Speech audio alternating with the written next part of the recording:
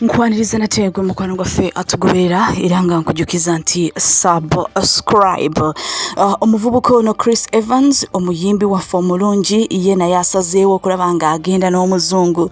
Chris Evans yalabiseeko ku kifo ekimu mu hotel emu ng'ali n'omuwala ono omuzungu abadde ayambadde akateeteeyi akalungi ennyo, nga omwana muwala ono abadde alabika bulungi. Wabula Chris Evans alabiseeko nga bali mu kukuta nga bagenda maaso n'okuba nga ate beekweka nga balagira ddala nti waliwo ekigenda maaso. Kakati Chris Evans essaawa yonna yandirangirira ekiddako ye ne mwana muwala ono omuzungu gwalabiseeko naye nga bali mu kafo akamu nga beesanyusaamu. Kakati Chris Evans azaabira mu loves ez'enjawulo, azaabira mu relationships ez'enjawulo, naye nga tewali relationship n'emu ewangaala. Nga Chris Evans abakyala baze bamusuulawo, musajja wattu azaayimba n'obuyimba obulungi obusuutasuuta abakazi, naye nga buli amwagalako ng'agenda maaso n'okubanga ate amukyawa.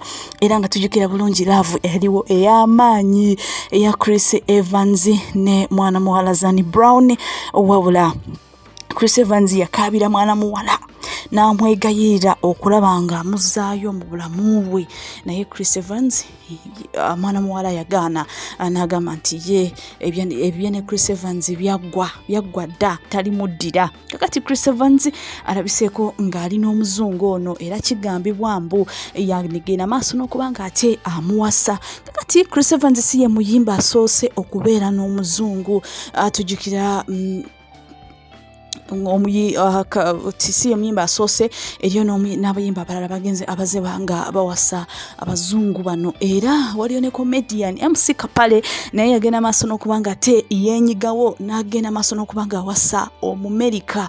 Era MC Kapale yagenda mu by'okusaaga n'afuna ekimerika kye kimaama n'akiwasa, ng'ate yagamba nti agoba mpapula, naye nga ku media abalaga nti yali mulaavu. Kakati Chris Evans naye nga lyekkubo lyakutte okulaba nga ate agenda maaso n'okuba nga ate yesanyusa oba awasa mwana mwala ono omuzungu. Stay tuned and don't forget to subscribe.